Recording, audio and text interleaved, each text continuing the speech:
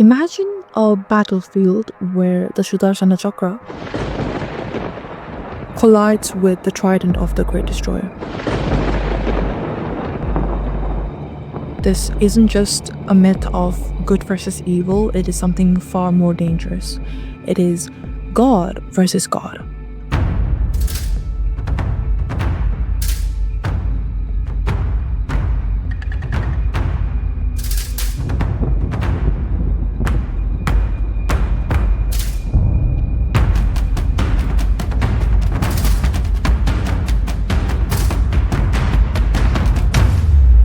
Namaste everyone, I'm Janvi Gauchan and you are watching Audiotale. This is the legend of the Asur who turned gods against each other. In the heart of the kingdom of Shonitpur, the Asur King Banasur ruled with an absolute iron fist. But Banasur wasn't just another tyrant. He was the eldest son of the legendary King Bali, inheriting a lineage of immense spiritual potential. However, where his father chose humility, Banasur chose ambition.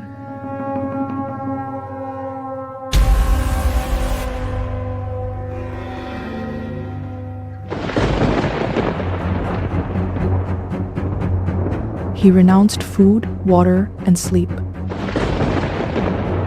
His 12-year penance was so intense that the vibrations traveled through the earth into the celestial realms and reached the quiet peaks of Mount Kailash.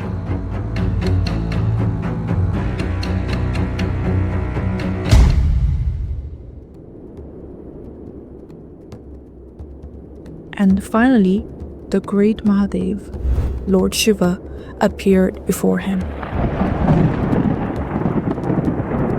He didn't ask for gold, and he didn't ask for immortality. He wanted something far more visceral. He looked into the eyes of Mahadev and demanded, "Grant me 1,000 arms, Mahadev, and let every single hand possess the crushing strength of 1,000 elephants."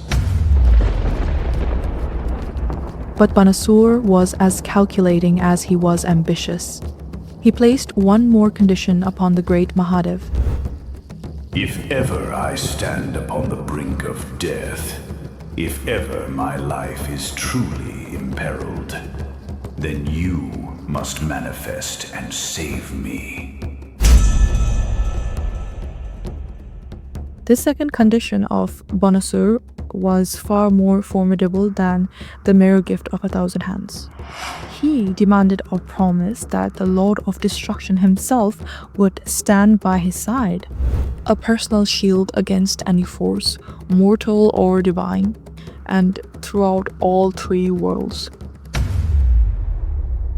Shiva looked upon the Asura and whispered the words that would change the course of history, and the word was Tathastu.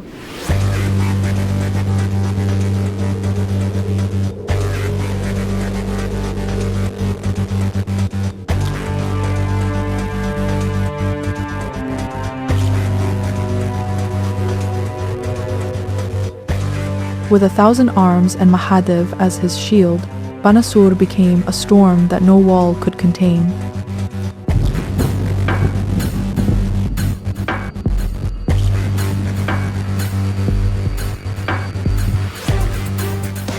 He didn't just defeat kings, he erased their legacies. From the peaks of the Himalayas to the depths of the oceans, no crown remained upright.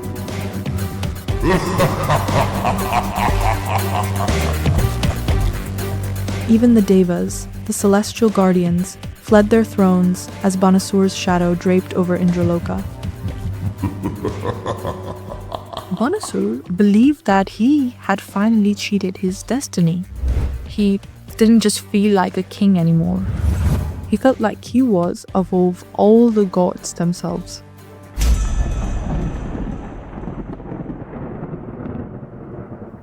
But while the father sought blood, the daughter sought love.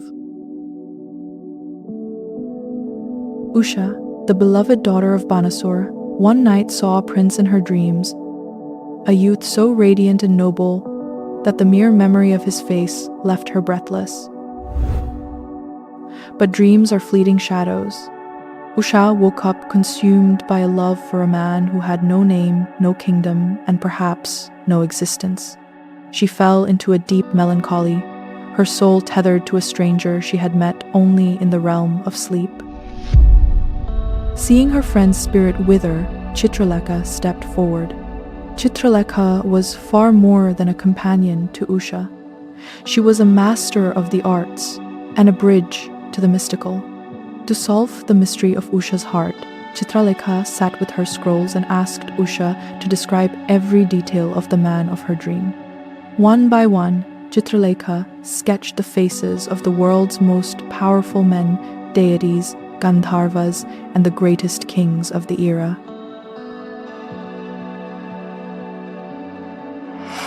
Usha shook her head at every portrait until finally Chitralekha's brush captured a youth of Vrishni lineage. The moment Usha saw the image, her eyes lit up with joy. The man from her dreams was real. He was Aniruddh, the grandson of Lord Krishna and the pride of Dwarka. But knowing his identity was only the beginning. Usha wanted to meet Aniruddh in person, and Chitralekha knew how to make this happen. She possessed ancient yogic, Siddhis, and tantric powers that allowed her to transcend physical boundaries. She used her yogic powers and traveled across the vast distance to the golden city of Dwarka.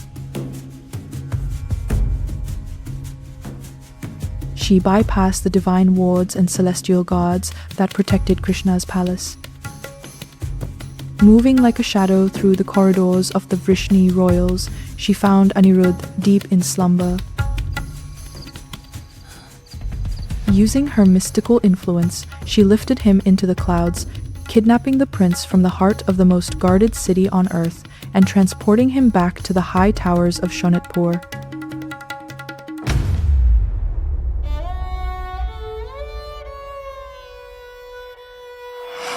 When Aniruddh awoke, he was terrified.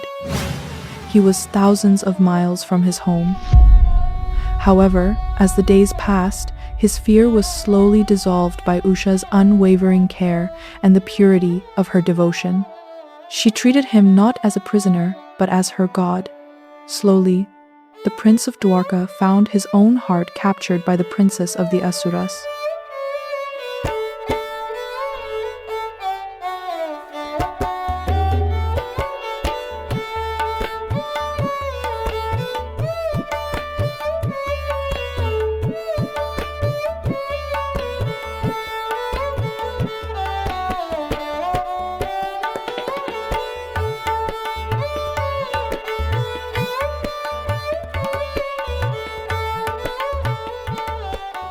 So for weeks they stayed hidden in the inner chambers, thinking that they were safe. They kept their love a secret, knowing that the moment the thousand-armed king discovered a Vrishni prince in his home, the peace of Shonitpur would end in fire. But Banasur's spies were everywhere. When Banasur discovered the secret lovers, his rage wasn't that of a concerned father, it was the rage of an insulted king. He saw Aniruddh not as a grandson of a god, but as a common thief. With a flick of his wrist, he summoned the Varun Pasha, binding Aniruddh in coils of magical energy. Aniruddh was dragged into the depths of Shonitpur's dungeon, far, far away from the golden kingdom of Dwarka, and far away from Usha's love. He stood alone.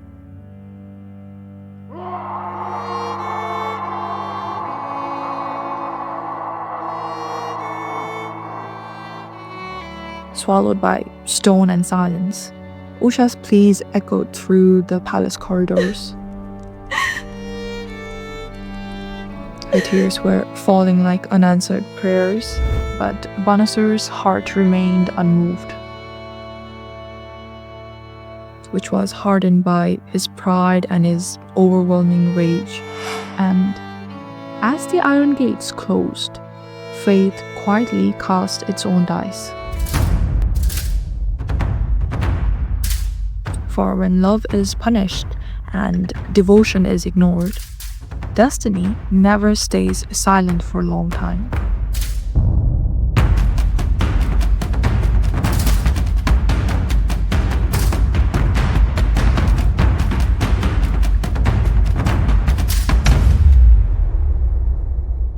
And this is where we pause. So, what began as a devotion turned into dominance, and what blossomed as love now stands chained in darkness. In the second and final part, love will no longer remain hidden, because its consequences will shake the entire cosmos itself. I'll be back soon with the final chapter, where a love story ignites a cosmic war between Lord Shiva and Lord Krishna. Stay tuned.